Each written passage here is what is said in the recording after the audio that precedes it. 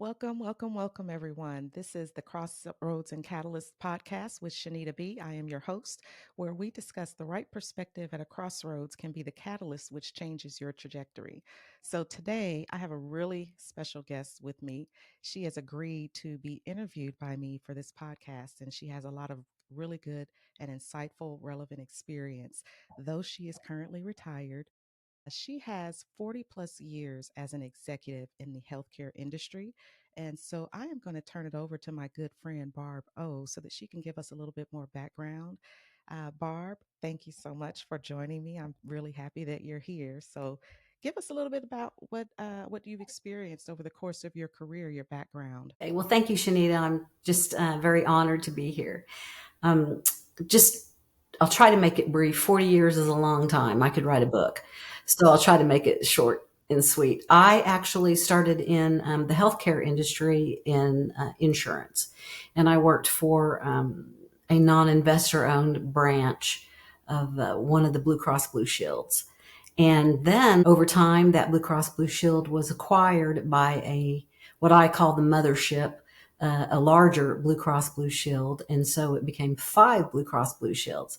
I retired from there, took an early retirement, and really wasn't sure what I wanted to be when I grew up. And then all of a sudden, I ended up being in executive leadership for a health benefit administrator, third party administrator. And then I went to work as an executive for a property and casualty company, which was fascinating to me because I had not really delved into property and casualty. And then to round it all out, my career ended up working on the provider side for 2 different hospitals. And of course, one of the hospitals, I started working February 28th. And lo and behold, the next week, COVID hit at the hospital. So that was kind of interesting. So that's how my career trajectory kind of went down a strange path. So at the end of the day, I think it was time for me to say vamoose. But since then, I have performed some consulting work, and that has been fun. It's been a good 40 years. Well, you've definitely seen quite a bit, and I also know that your specialty is operations. So you've done a lot with operations and coming in to make processes more efficient, optimizing workflows. And I can speak from experience because I've seen you work, maybe not specifically in the corporate setting, but just knowing you and having spent a lot of time with you, I definitely know you have a knack for calling out things that are not working well and putting them together. So I think that that is really a very helpful experience. Thanks. So thanks for coming on and giving us that background. Well, as you know, part of the purpose for this podcast is to help people to think through their circumstances when they reach a crossroads within their career, Right. with the hopes of taking whatever experience that they have at that point and using that challenge as a catalyst to push them forward to the next stage or phase of their career. So, what I would like to start with is asking you specifically, can you share a pivotal moment in your career where you realized you were at a crossroads? Absolutely. I think, and I kind of alluded to it briefly for a second. I had worked for this in smaller Blue Cross Blue Shield that's in the state that I live in for a little over 17 years. And then lo and behold, because it was such a strong and viable company, it was acquired and or merged, depending on what kind of language you want to use, with a large Blue Cross Blue Shield, and I would almost call it a consortium. And so it turned from one state into a 5-state Blue Cross Blue Shield. Just a little bit of background information. Blue Cross Blue Shields kind of have 2 camps. One is investor owned and one is non-investor owned. And we were on the non-investor owned side. And so at the end of the day, when that happened, they took our little 1,200 soul company and we morphed into a 22,000 employee company, like overnight. And I would say that the challenge there for me was really kind of a disappointment at the beginning. The challenge was that company promised, what the smaller company promised, certain benefits. One of the benefits that was a big one was if you retired at 55, you would have health insurance for life for free. That was a benefit, in addition to some other pretty rich benefits. Whoa, wait, wait. Let's So, go back to that part. right. And so at the end of the day, they did a data analysis of those 1,200 employees, and they divided those employees up into three tiers. And depending on what tier you landed in, you were grandfathered in, or you got a portion of those benefits that were promised, or you totally lost out. And so they took their criteria that they used was years of service and age. So I lost that health insurance benefit by 5 months and 22 days. Yeah. Goodness. So I got a real bad attitude. Mm-hmm. And so that was the moment, that I had to really work through that, because by that time, after 17 plus years, I had some pretty nice golden handcuffs. Yeah, okay, so let's stop there because 17 years of loyalty, I guess for lack of a better word, and then you're hit with this scenario and you miss the cutoff by, just a few short months. That's enough to make you angry. Thank you. I was. Mhm. I was angry for, and I'm not proud of it. I was angry for probably a couple of years. Oh my goodness. Yeah. And I still performed well in my work, did a great job. But at the time, I learned so much, because who knew that when you're acquired by another company, that the company that's doing the acquiring maps the new employees into their existing structure from an HR perspective, and what level they're at, what their title is, what their pay range is. And if it's not the same, then you hope to goodness that your superiors are fighting for you and going to bat for you and your teams, which they did not. Okay, because that was going to be my next question. So not only did you have to deal with this corporate restructure or being merged into an acquiring organization, then you had to deal with the frustration of having your benefits completely changed after having worked there for really a really long time. And now you're recognizing that how you progress might be or is solely the responsibility of someone in a different department Right. potentially. And they're just looking at black and white numbers, not necessarily your performance, how well you've excelled, those soft skills that we hear people talk about now. That was a lot. So at what period of time was this actually occurring in? Because I know that you said that you were pretty angry for, maybe a couple of years or so. Mhm. How long was all of this going on? Was all of this still occurring during those 2 years where this HR remapping was occurring? It absolutely was. And what was kind of, I think back on it, and it was such an odd situation, because they chose certain people within the organizations to be communicators out to the rest of the teams, to encourage those team members to, that this is why we're doing it. This is why it's going to be great. And I was one of those communicators. And so my job was to go out, in addition to my regular work, was to go out and let people know that you're going to be fine. It's going to be great. And jump on the bandwagon and just keep on pushing through. Yet at the same time, I'm like, wait a minute. Something happened here where I lost a couple of grade levels. My title changed.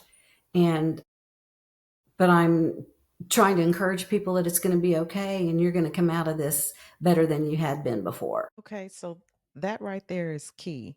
I think that that's really pivotal because a lot of people, you know, the only thing that has changed is that time has progressed because those same scenarios are occurring right now today. um, where people are just really put in a bind, and now you're the one left to try to encourage other people that everything's going to be great. We just want you to continue to come to work and get all of this work done and accomplish all of these things, but you may not be remunerated the way that you probably should That's right. because of these changes, and you may not get the acknowledgments or the kudos that are due to you for the work that you've done that have helped to progress this organization. So, how did you handle that, recognizing, like you just said, that you were responsible to try to encourage people to do a good job and that everything was going to be okay, but you yourself were not actually feeling that? There were a couple of things that I can pinpoint just right off the bat. One was I believed in the mission and the mission of the company, and we had been told that they were in fact going to utilize best practices when appropriate.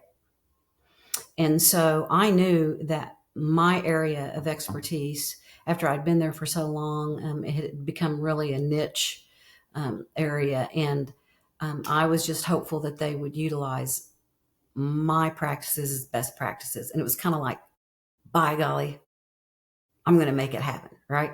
So it kind of spurred me on a little bit. And then I think the other thing that got me through it was, again, that this company actually was probably one of the last ones on the face of the planet that still had a pension profit sharing. Yeah, because we don't hear those words anymore. And for all you youngsters out there, what that Yeah. means is it's a privatized retirement plan in addition to Social Security, 401k, whatever. And so that was that was the golden handcuff, and it actually had some diamonds in it. And so, because I'm kind of a jewelry girl, I had to stick with it. Yeah. So those were my two little nuggets that kept me going on that, and the mission. I felt the mission was important to provide quality health care for our members. They weren't insureds at the time because we were non-investor owned. They were members, and that was important to me. Yeah. Okay. So you just mentioned two, maybe three things that are, I think, some key takeaways just from that example. You believed in the mission. You believed in the mission of the overall organization, and recognizing that people are flawed, and it does not matter where you go, you're going to work with flawed people. That's You're going to work with some people who make choices or decisions, business decisions that impact not only the people within that organization, but maybe the people who are being served by that organization. But if the mission is strong, it may be worthwhile to evaluate where you are and if you can continue to serve that organization in that capacity because of that mission. And then you also indicated basically that there were some benefits that were available that you were not going to find anywhere else nowhere else. at that point in time, because like you said, as time was continuing to progress, companies started moving away and transitioning away completely from pensions. You don't hear really the words pensions nowadays as a part of a benefits package. Absolutely not. As a matter of fact, I don't know if any exist anymore. Yeah. Well, a lot of times if you hear about them nowadays, it's because they're unfunded.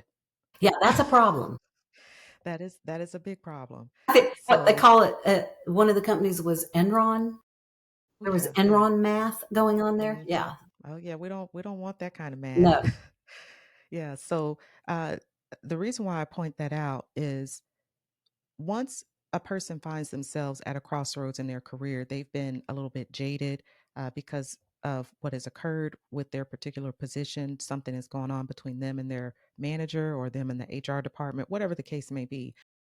It is important to sit down and really reflect how this is going to impact you if you decide to make a change. Right.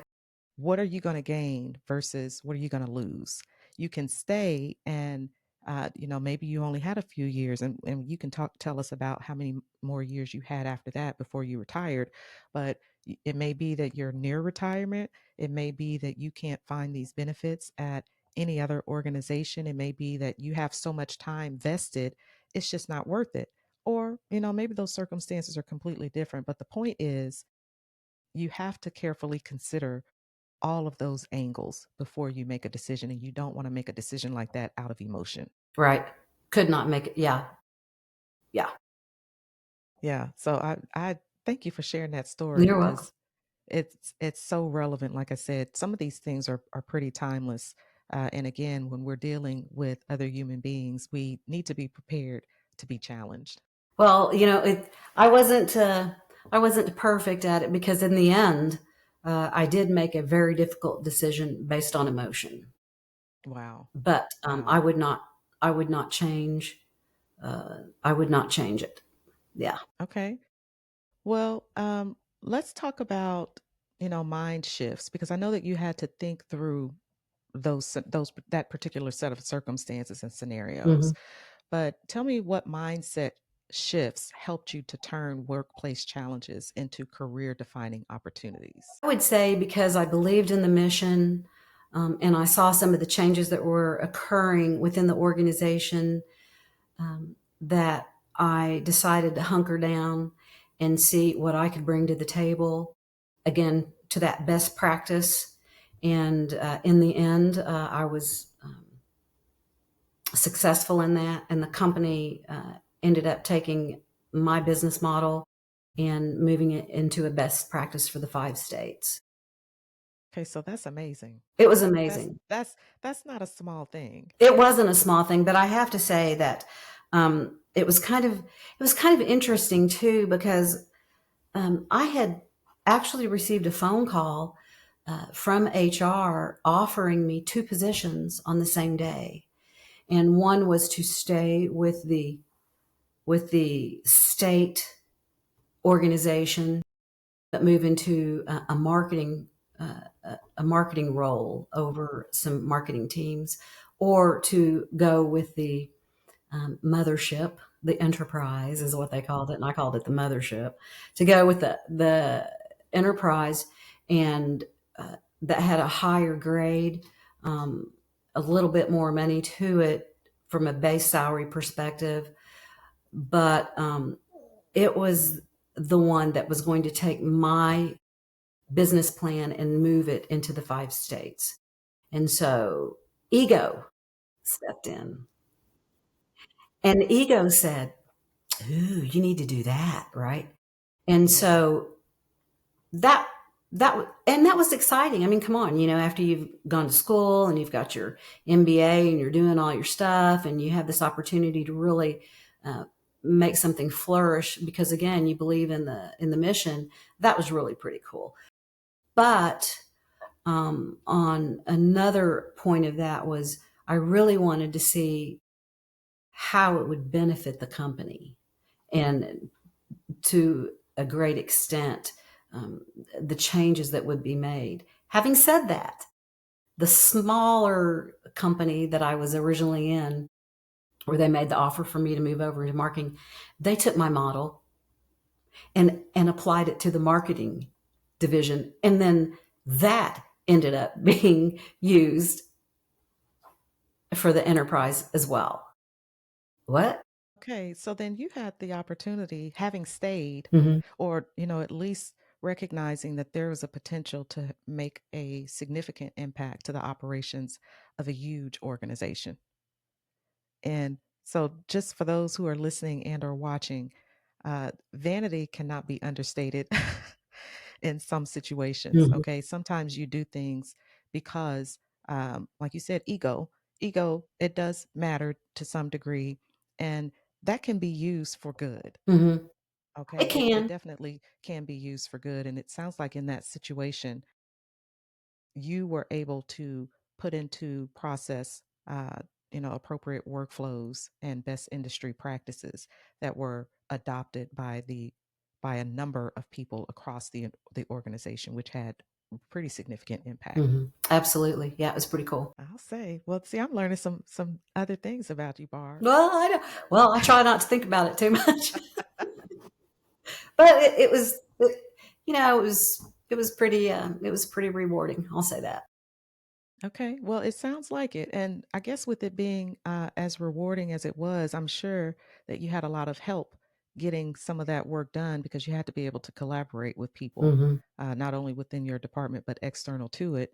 So, why don't you tell us about some key relationships, mentors, or even personal practices that helped you maintain some clarity and purpose Okay. during some of those difficult So times? I would say that there was there were two pivotal people involved.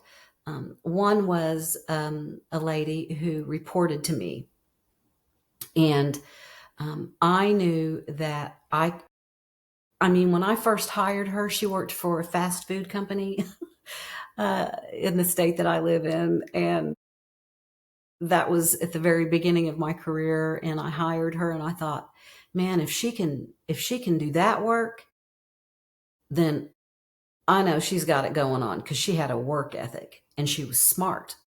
So the way that I approached hiring people is if they were smart and had a work ethic, I could teach them. So I hired her and she was my right hand gal. I mean, and we're still in contact today. She is a wonderful human being. And she also knew my idiosyncrasies and my weirdness. And so she would just kind of put up with it, you know. And so she stepped in, you know, she really did. Unfortunately, I wasn't able to promote her like I wanted to because there were handcuffs within the organization that prevented that. You know, and I will throw this in. Sometimes when people do a really great job, they're stuck because they do a really great job and nobody wants to take it on. And I think I think that that was one of the things that was a kind of a handicap from that perspective. Then on the flip side, I had another person who was my mentor, and he had been hired in when it was just in the state by the president of the company, and I had the privilege of because I ended up reporting to a ton of different VPs over time. And he was a senior VP and he was brought in as a consultant. And quite frankly, I will say that that man um, was intelligent. He fostered creativity. He never was punitive in any way. And he would use really sharp phrases to communicate with me and get me to think. And we would whiteboard things and we would throw the post-it notes up on the wall and figure out what we need to do and how we needed to do it. Just a super creative guy. And I, to a point, at finally, I mean, through this thick noggin, finally figured out, you know, he's got some great lead-in questions, right? And so I wrote them down on Post-it notes, and I found them the other day, and I would put them all around my laptop and, you know, on my desk. And one of the questions or statements would have been, "Have you thought about? Have you thought about?" Rather than, "You need to do da da." Hmm. You know, so he never told me what to do. He was like the perfect psychological counselor because he would foster creativity and questions. Yeah, so I appreciate things like that because delivery matters. And when you're trying to present something to someone, and uh, like you said, if you come at them with this pointing the finger Hmm. and, do this, do that, well, it kind of puts up that defensive wall and people are not listening to you. It But if absolutely you just rephrase it just slightly, well, have you thought about this? It actually works. It it does does work. work. I wish that I had had him earlier in my career because he really helped. Um, Not that they're all gone, but he really smoothed out some rough edges for me because I'm pretty blunt and straightforward. And, you You're know, I really? very Hmm. easily, you're right. I very easily, you know, I mean, I'm sure I have said to some of the people that reported to me, well, what were you thinking? Right? Yeah, nobody wants to hear I mean, that, well, just how stupid especially are not you? from their boss. Right? Just how stupid are you? You know, what could possibly made you do, you know, so that's really a great way to win friends. But Yeah. you know, he taught me, you know, have you thought about? Yeah. I mean, I know that sounds so simple, but he was very instrumental. Well, let me tell you, most people do not live in the simple world, and just approaching people with decency is relatively simple, but it doesn't happen as often as we'd like it to. Right. Yeah. Yeah. Kind of interesting. Yeah. So what you just pointed out is how important it is to um, find some allies or mentors or people who you know that you mesh really well with, because they can actually help to make the difference in your work environment. And he did. As a matter of fact, after I left the company and I went on to the third party administrator that I worked for, I brought him in as a consultant. And we were going through, because I had 5 departments that reported to me, even though it was a much smaller company. It was a privately owned company. I brought him in and he had some wonderful things that we were trying to work through. But at the end of the day, sometimes owners don't like what's being told. Very true. And unfortunately, they didn't implement some of the things that were recommendations. But, that's the way that goes. Yeah. Yeah. Okay, well, that's so far you've just really given some really good information and insight to cause any of us who have, been in a scenario where we think that, okay, it's time for me to pack up and leave. Mm. You've really given some good things to consider before doing that. So as we approach the end of our time together, is there, not is there, what advice would you offer for someone who may be stuck or feeling like they're stuck where they are and they do think that they're at a crossroads and are really unclear or unsure about how to evaluate their circumstances? Okay, so I didn't do anything perfectly. Everything that I've learned is through mistakes. And I would say that when I left the company, the thing that caused me to leave was we had a meeting in at the mothership, and my superior at the time had all of her management team there, and she looked at me and she gave me a directive what she wanted me to do. And because I was involved in contracting our producers that sold our products, she gave me some instruction, and I looked at her and I said, "That's illegal." And she immediately pivoted over to a person who was a subordinate of mine. He reported to me, and she said to him, "Make it happen." Well, and he knew it was illegal because he had formerly worked for a state department, and I hired him from that state department. So he knew, and he made it happen. So my point about that is morals. A moral compass is really important in a scenario like that. If it's illegal, moral, or unethical, any one of those three or a combination thereof, it's time to make a change. And so I had 2 more years before I was going to hit the golden and diamond handcuff age of 55. And so I worked for 2 years under duress, really reporting to these people. And at the end of the day, I pushed through. And I had some folks that continued to work, and I wanted to make sure that they understood everything about this niche piece that I brought to the table. And I trained a young lady, and she still to this day is in touch with me, and she thanks me for having trained her and bringing her to a level of understanding. And so I did not leave the company in a bad light. And I transferred over all of my data to the company and made sure that they had everything possible they could possibly have or need. Whether they used it or not, I don't know. But this young lady, I trained her up and got her to where she was good to go. And so that was a good thing, I think, from that perspective. Yeah. Yeah, that's pretty, that's pretty, I think this is not really the word that I want to use, but it's a strong admonition. So when you consider the fact that a lot of people may not be in a scenario where they're being asked to do something that is immoral or unethical, but there are some situations where that's actually what's happening. Hmm. And so to understand that you need to delineate between what kind of situation or scenario is this and how do I operate within it for as long as I am here? Is there something that I can do about it? And because I know you, Barb, I know that you're a documenter. I know that you're very meticulous in your note taking because you're so process oriented. You want to make sure that whatever you have built up, that others will be able to pick up on what it is with that this process, how it's supposed to Right. look and how it's supposed to be carried out. Right.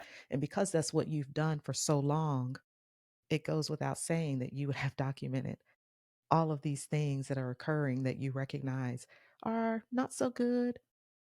Some are good, and it goes back and forth, but you're documenting all of it. So, as a matter of fact, there were at the time there were limitations on how many emails that a person could keep, because it just sucked up too much, memory for, the organization. But I was one of the people that got to keep emails forever. And I had easily, if I received 200, 250 emails a day Yeah. over 22 plus years, I haven't ever sat there and tried to figure that out. But I'm thinking, if not tens of You thousands, maybe. you kept all of the emails? Yes. Yeah. Oh, yeah. And I had, the multiple folders, slid them over after I read them, whatever. And then I Yeah. moved them, to files. So I had all of those, and I had all my processes documented. And so I provided all that. I moved it over to where folks would have access to them upon my leaving. And so there would have been no reason for anyone to have not known what to do and how to do it. And I made sure that the right people knew. On the flip side of that, because I had been instructed to do something illegal, immoral, and unethical, the trifecta, I documented all of that. And so in my exit interview, I provided over a 500-page documentation to HR. Crickets, heard nothing. Well, that's because they didn't know what to do with 500 pages. It was unbelievable. Right? That About sounds like a bill from the Senate.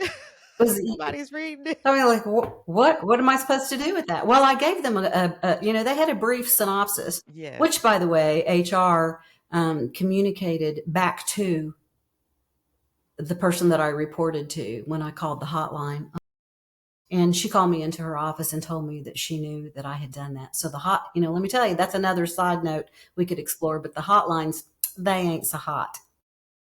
So at the end of the day, the entire organization pretty much that I had that I was reporting to, who really kind of they used my model after I left. Took about 2.5, 3 years. Guess what? Gone from the highest executives down. Yeah, so they got rooted out. They got rid of them. Of course, all of them are doing great, and that's fine.